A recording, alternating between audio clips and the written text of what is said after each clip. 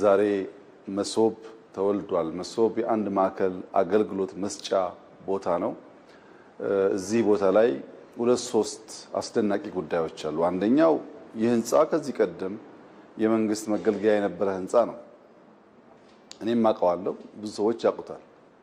ይህን የመሰለ ውበት ይዞ አያውቅም።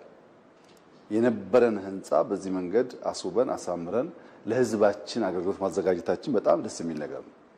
ሁለተኛ የተሰራው ሲስተም ሶፍትዌሩ ሙሉ በሙሉ በኢትዮጵያውያን የተሰራ ነው። ይህን ሲስተም እንድንገዛ ብዙ ሀገራት